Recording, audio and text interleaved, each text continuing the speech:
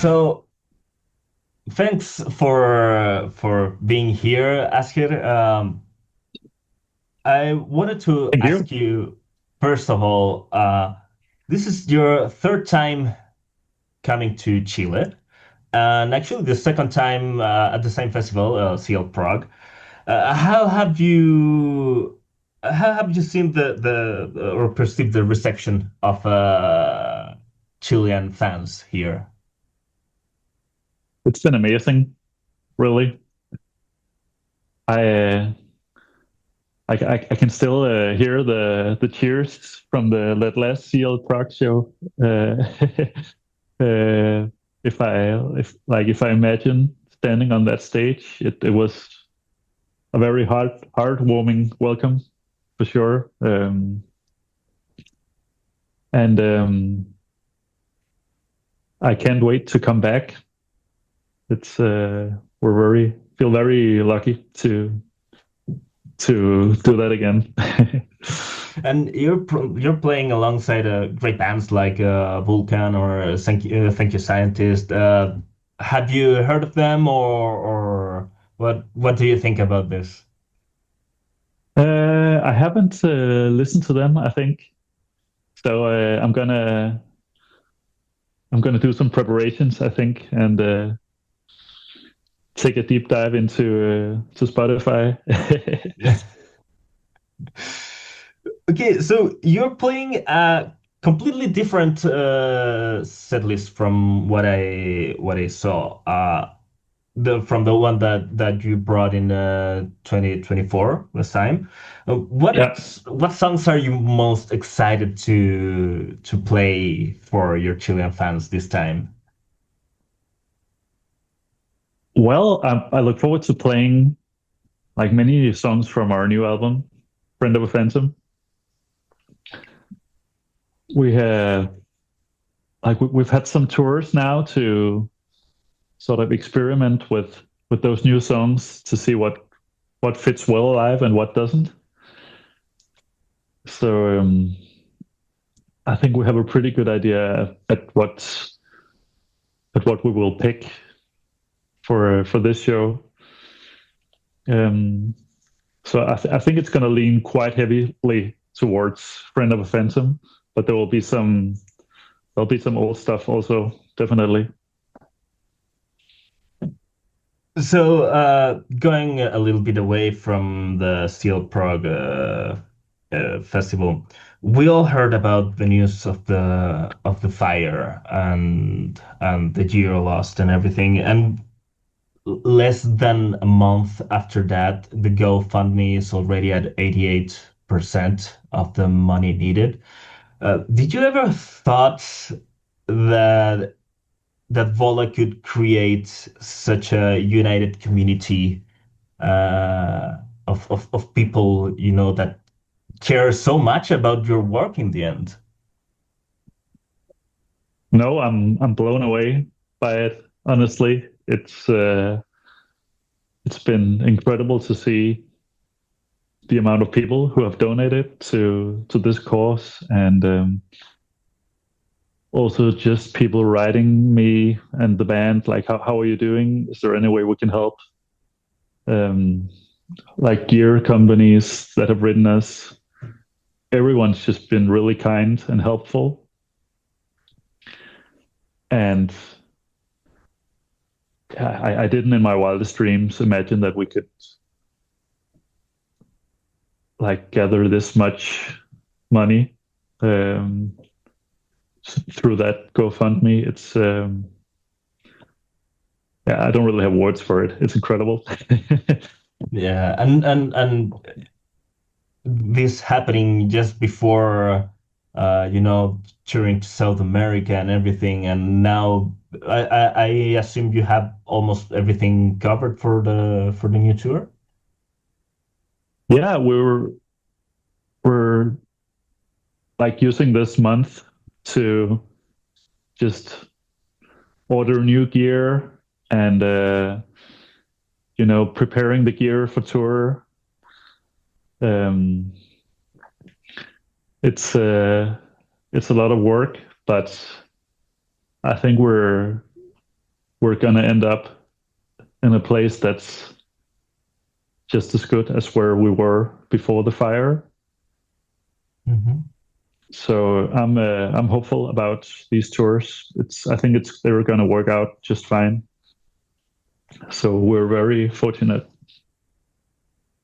I mean, that's great. It's great to see people united and working for the same cause. In this case, the Giro lost.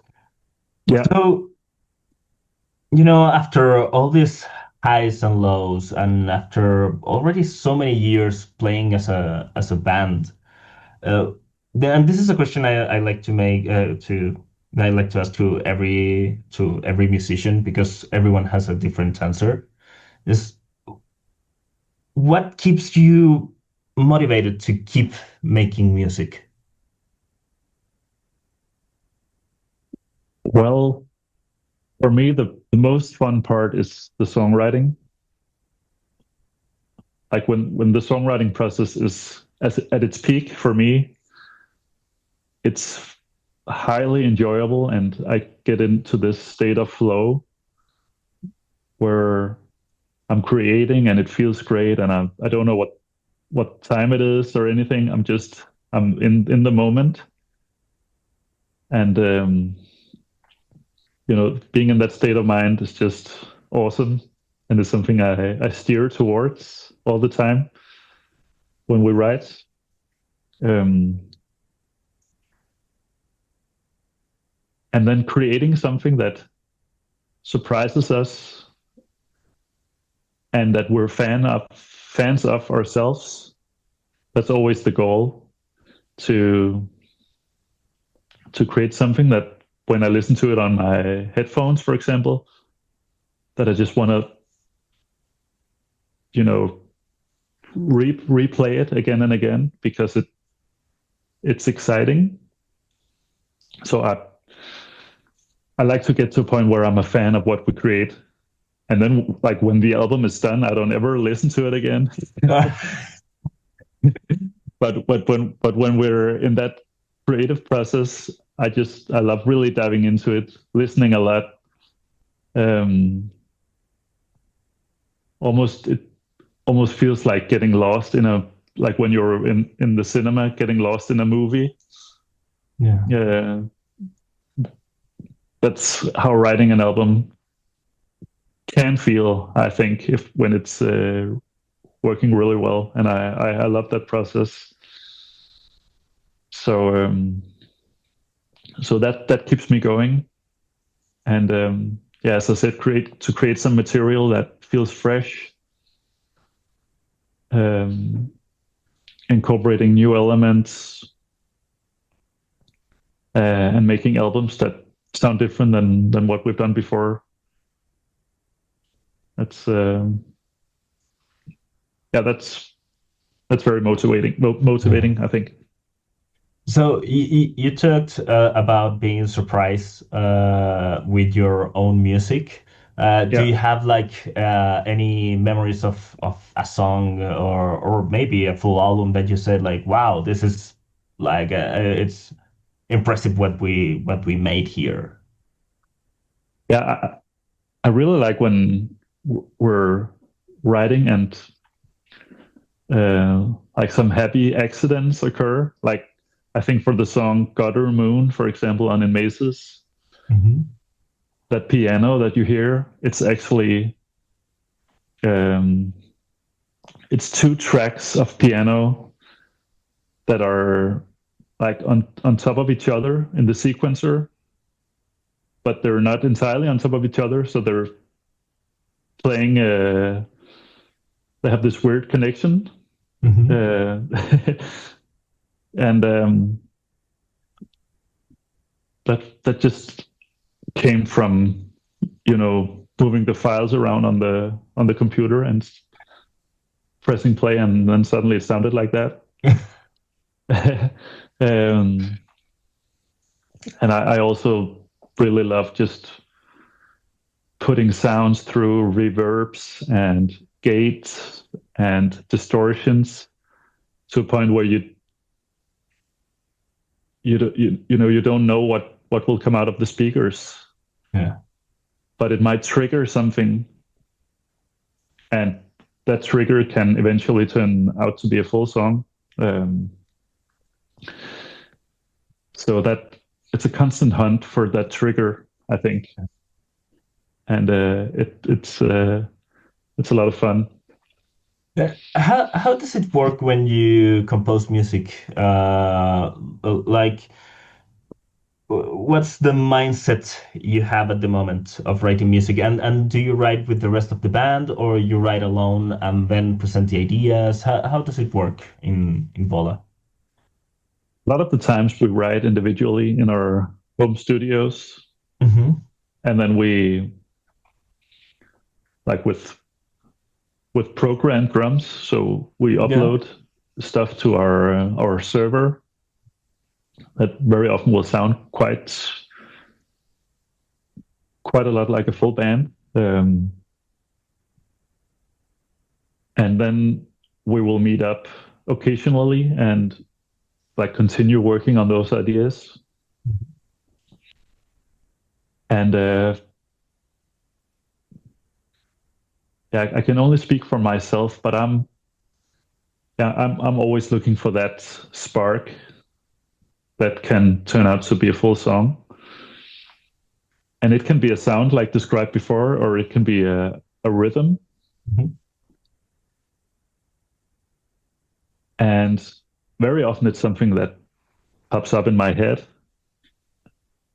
And I will try to explore that rhythm on the guitar, put some notes to it, and make it Mm-hmm. into a riff. Okay. And then let each part be born from the part that came before. So you might have an intro riff, and that riff will give birth to a verse by using a lot from that riff. Mm-hmm. And in the same way, you can write a chorus that is born from the verse by reusing some of those ideas. So I really love writing in a linear fashion, Mm-hmm. just A, B, uh, and so forth, because that really gives the song a strong red thread, I think. Yeah. Like we've never really liked doing a Frankenstein where we just collect ideas that might have the same tempo and key, but otherwise don't have any relationship. Yeah. I know that works really well for some bands, but the way we enjoy it the most is to write from the beginning and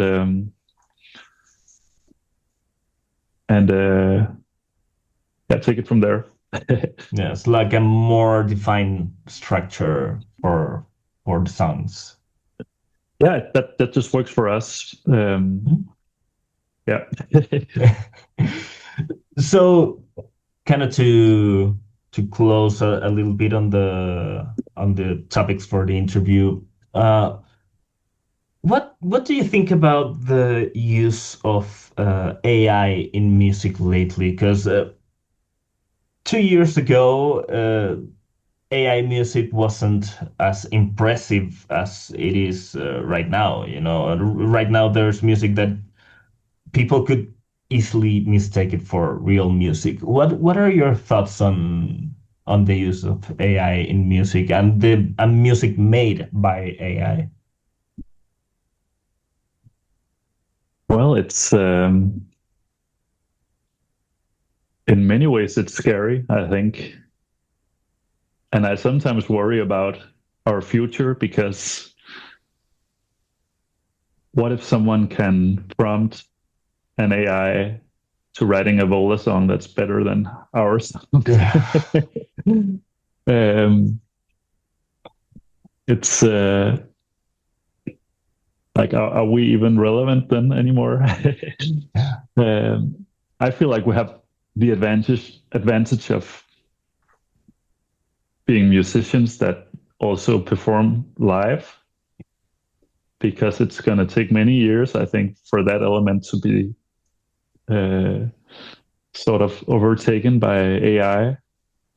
Um, but for people that make music for movies or commercials or video games, it's a much more difficult place to be. Yeah. And yeah, I worry about AI taking over those jobs. But it seems like it's such a big world that we've suddenly opened up for, and maybe it will take us good places. Maybe it won't. It's so hard to predict. I I still don't quite know how I will use it myself.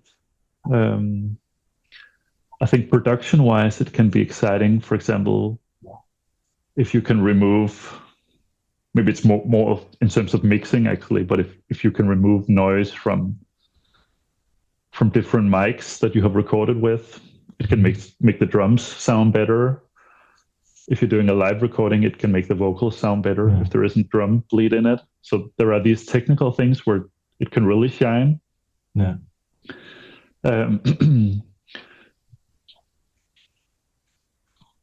But I don't know how excited I would be listening to a song where 100% of the lyrics, for example, were generated by AI. Like I want to hear a human being's experiences about those experiences, and not an AI's experience. Yeah. But that's just on the top of my head. Like we really don't know what we're stepping into, and maybe it will be amazing in some regards. It's too early to tell for me. So mostly use it as a tool, not as the final product, basically.